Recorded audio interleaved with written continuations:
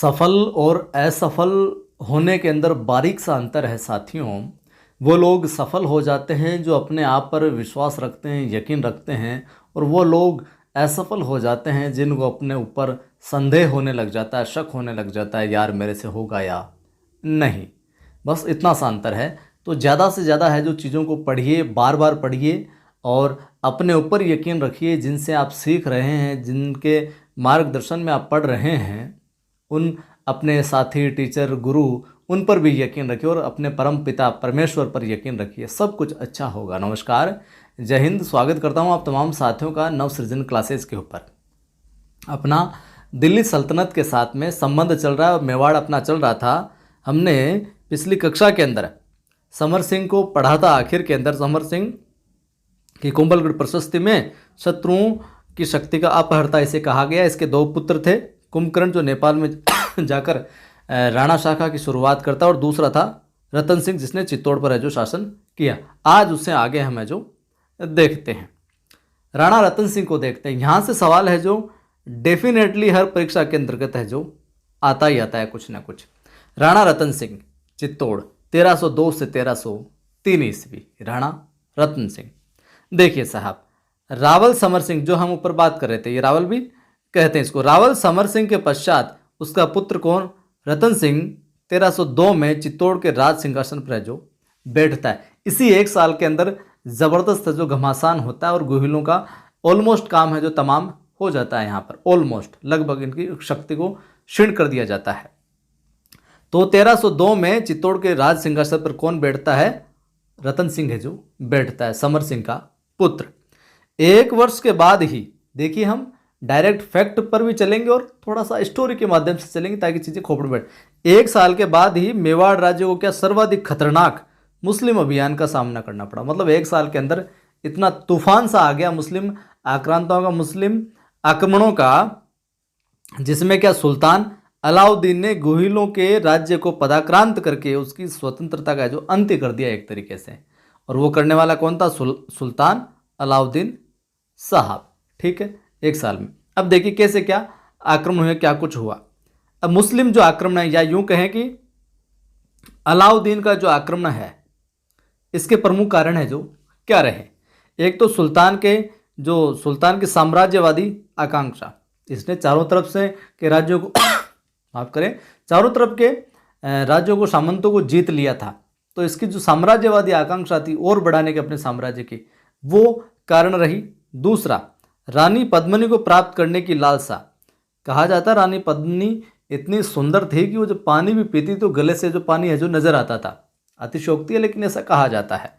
तो मलिक मोहम्मद जायसी ने भी ये लिखा है कि अलाउद्दीन के चित्तौड़ पर जो आक्रमण करने का जो कारण रहा प्रमुख रूप से, वो रानी पद्मिनी को है जो रतन सिंह की रानी पद्मिनी को प्राप्त करने की लालसा रही है। ये बताता है मलिक मोहम्मद जायसी। और जो पद्मावत है, इसका ग्रंथ जायसी का 1540 में लिखता है उसमें। और साथ ही साथ कर्नल टोड जो है, ये भी इस बात को है जो स्वीकार करता है, इस मत को, कि नहीं, पद्मिनी को प्राप्त करने की जो लालसा रही, यही इस युद्ध का जो प्रमुख कारण रहा। कर्नल टोड भी इस बात का, जायसी का समर्थन है जो करता है साहब। मेवाड़ का बढ़ता हुआ प्रभाव, ये भी मेवाड़ का जो प्रभाव है वो बढ़ रहा था, ये भी है जो अलाउद्दीन को कहीं ना कहीं चुभने लगा था। तो गोहिल वंश के अंदर हमने जैत्र सिंह की बात की, तेज सिंह की बात की और समर सिंह, इन लोगों ने क्या किया, मेवाड़ राज्य की जो सीमाएं हैं उनको लगातार अपने अपने शासन में जो बढ़ाते रहे। और दूसरी तरफ इल्तुतमिश हो गया, नसरुद्दीन महमूद हो गया, बलबन हो गया, ये दिल्ली के जो सुल्तान थे, मेवाड़ के बढ़ते जो प्रभाव बढ़ रहा था उसको रोकने में जो असमर्थ से हो रहे थे। मतलब रोकना चाह रहे थे लेकिन रोक नहीं पा रहे थे। मेवाड़ की जो सीमाएं हैं उनके विस्तार को रोक नहीं पा रहे थे। तो इनके अंदर वो भी थोड़ा उबाल था दिल्ली सल्तनत के सुल्तानों के अंदर। लेकिन ये राज्य है उत्तरोत्तर शक्तिशाली है जो होता गया। मेवाड़ है जो मेवाड़ की शक्ति में जो उत्तरोत्तर वृद्धि होती गई साहब। और मेवाड़ के सैनिक क्या थे? पूरे उत्साह से लबरेज थे कि बस इस राज्य पे अपना अधिकार हो गया, इस तरफ है जो अपना विस्तार हो गया। वहीं गुजरात की ओर अपना साम्राज्य विस्तार है जो करना चाहते, जो मेवाड़ वाले थे, ये गुजरात की ओर भी क्या अपना साम्राज्य का विस्तार जो करना चाहते थे। और मालवा में भी इनका प्रभाव है जो काफ़ी हद तक दबदबा कायम था। अब देखिए साहब, यहाँ से कहानी है जो टर्न लेती है, यहाँ से कहानी टर्न लेती है और क्या कुछ होता है। 1299 में जो समर सिंह है इसने गुजरात पर आक्रमण करने, अब अलाउद्दीन का चित्तौड़ पर कारण तो वो बताया जाता है कि जायज़ ही बताता है, कर्नल टोड भी समर्थन करता है, और भी कई कारण रहे कि पद्मनीवाला और साम्राज्य विस्तार की उसकी आकांक्षा वगैरह। लेकिन यहाँ पर टर्निंग पॉइंट आता है युद्ध का। 1299 में गुजरात पर आक्रमण करने जा रही थी कौन की, किसकी सेना? अलाउद्दीन की।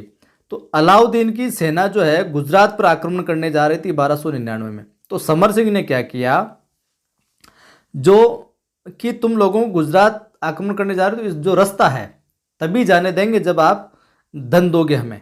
तो दंड स्वरूप उधर से जाने के लिए सुल्तान की सेना जब गुजरात पर आक्रमण करने जा रही थी तो दंड स्वरूप धन लिया समर सिंह ने 1299 में, तब है जो उसे आगे जाने दिया। तो अलाउद्दीन की खोपड़ी में ये बात है जो अटक गई थी। अलाउद्दीन इस बात को भूला नहीं था कि कुछ भी हो जाए, बेटों ने क्या किया, हम उधर जा रहे थे तो हमें जाने का भी है जो धन लिया। तो ये बात उसकी खोपड़ी में जो चल रही थी, अटकी हुई थी। इसलिए चित्तौड़ की बढ़ती हुई शक्ति को समाप्त करना चाहता। इसलिए भी जो अलाउद्दीन है कि चित्तौड़ बहुत ज़्यादा नाटक करने, बहुत उछलने लगे, बहुत भाव बढ़ गए इसको सल्टाना पड़ेगा भाई साहब, इसलिए भी समाप्त है जो करना चाहता था। चलिए, अब हो जाता है अलाउद्दीन का आक्रमण। आक्रमण में क्या कुछ घटनाएं घटित होती है और परीक्षा में क्या कुछ सवाल है जो पूछा जा सकता है वो देखते हैं। सुल्तान ने चित्तौड़ पर आक्रमण करने के लिए 28 जनवरी 1303 को, कब? 28 जनवरी 1303 को साहब रवाना हो जाता है, दिल्ली से प्रस्थान करता है। 28 जनवरी 1303 को कूच करता है साहब। चित्तौड़ के समीप पहुंचकर गंभीरी और बेड़च नदी के मध्य स्थित एक टेकरी पर अपना शिविर जो स्थापित कर लेता है। तो गंभीर और बेड़च नदी के मध्य स्थित एक टेकरी के ऊपर है जो अपना शिविर है जो स्थापित करता है। ये ध्यान में रखना, गंभीर और बेड़च, ये सवाल पूछा जा सकता है। ठीक है, अपनी सेना को 2 भागों में बांट देता है कि तुम इधर तुम इधर, और दोनों दिशाओं से दुर्ग को घेरने का काम करता है। कौन? अलाउद्दीन और उसकी जो सेना है वो। अमीर खुसरो लिखता है कि 2 महीनों तक सुल्तान दुर्ग को है जो घेरे हुए पड़ा रहा, 2 महीने तक घेरे हुए पड़ा रहा, लेकिन उसका कोई परिणाम है जो नहीं निकला। फिर क्या होता है, आपस में एक दूसरे पे धावा बोलते हैं, इधर से ये बोलते हैं उधर से वो बोलते हैं। गेट है जो बंद है किले के। 8 महीने तक ये सिलसिला जो लगातार चलता है, एक दूसरे पर धावा बोलते रहे साहब। युद्ध में अब आखिर में क्या होता है, लड़ाई वड़ाई होती है। युद्ध में राणा रतन सिंह जो है वीरगति को प्राप्त हो जाते हैं और रानी पद्मिनी सहित नारी शक्ति जो जौहर करती है। और ऐसा भी कहा जाता है पद्मिनी के साथ में लगभग 1600 रानियों ने है जो जौहर किया था। ठीक है, राणा रतन सिंह वीरगति को प्राप्त होते हैं और पद्मिनी सहित जो नारी शक्ति है वो क्या कर लेती है, अपनी अस्मिता को बचाने के लिए रक्षार्थ है जो जौहर कर लेती है साहब। ठीक है, इस युद्ध में वीर सामंत लक्ष्मण सिंह भी है जो वीरगति को प्राप्त होते हैं और अपने 7 पुत्रों सहित। कितने पुत्र, ये सवाल है जो कई बार आता है। लक्ष्मण सिंह कितने पुत्रों सहित है जो वीरगति को प्राप्त होता है? लक्ष्मण सिंह अपने 7 पुत्रों सहित है जो वीरगति को प्राप्त होता है। सिसोदा के सामंत थे, दुर्ग की रक्षा करता हुआ ये भी है जो वीरगति को प्राप्त हो जाते हैं साहब। अमीर खुसरो आगे लिखता है इस युद्ध के बारे में क्या, कि घमासान युद्ध के बाद 25 अगस्त 1303 को किले पर अधिकार होता है। तो ध्यान में रखना, 25 अगस्त 1303 को किले पर जो अधिकार होता है साहब। आगे देखिए, अगले ही दिन जैसे ही किले पर अधिकार हो उसके दूसरे दिन अगले ही दिन सुल्तान क्या करता है, सैनिकों को आदेश देता है। क्या आदेश देता है कि चित्तौड़ की जो जनता है उसका क्या कर दो साहब, कत्लेआम कर दो। अगले दिन 25 अगस्त 1303 को किले पर अधिकार होता है। दूसरे ही दिन सुल्तान के द्वारा आदेश दिया जाता है कत्लेआम का, कि चित्तौड़ की सेना का जो जनता है उसका कत्लेआम कर दो। और लगभग आदेश का पालना हुई। परिणाम ये हुआ कि एक ही दिन में 30,000 निर्दोष लोग हैं जो मारे गए, उनमें बूढ़े क्या, बच्चे क्या, महिलाएं क्या, 30,000। ये कत्लेआम काला है। फिर कहते हैं कि इतिहास पढ़ो इनका क्यों पढ़ना भाई, अपना देख लें। अपने भी बहुत सारे ऐसे शहीद हुए हैं, बहुत सारे योद्धा हुए हैं जिन्होंने आज़ादी दिलाने में महत्वपूर्ण भूमिका निभाई। अच्छी चीज़ें भी देख सकते हैं। चलिए, कुछ दिनों के बाद चित्तौड़ का दुर्ग और मेवाड़ का राज्य अपने बड़े पुत्र खिज्र खां को सौंप कर जो सुल्तान दिल्ली है जो आ जाता है साहब। तो ये था सारा का सारा युद्ध का प्रक्रम और अपने रतन सिंह की कहानी, पद्मिनी की कहानी क्या कुछ रहा। तो 1303 में ये जौहर जो होता है साहब। चलिए, अच्छा लगा तो फिर वीडियो को लाइक कर दें, शेयर कर दें। पहली बार देख रहे हैं चैनल को सब्सक्राइब कर बेल आइकन क्लिक कर लें। और अपनी जो ऐप है, ऐप का लिंक भी आपको डिस्क्रिप्शन में मिल जाएगा। प्ले स्टोर पर आप जाकर सर्च भी कर सकते हो नवसृजन क्लासेज नाम से, नवसृजन क्लासेज नाम से। यहाँ पर मैं फ्री टेस्ट भी डालता रहता हूँ और पेड कोर्स भी अपने बिल्कुल न्यूनतम शुल्क में जल्दी आने वाले हैं।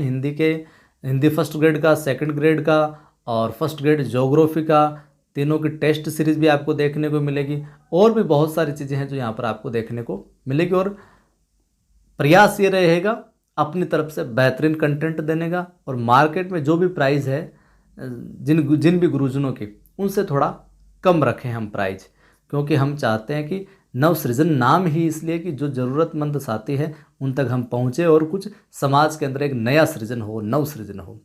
उम्मीद करता हूँ अच्छा लगा होगा। तो जुड़े रहें, जोड़ते रहें। जय हिंद, फिर मिलता हूँ।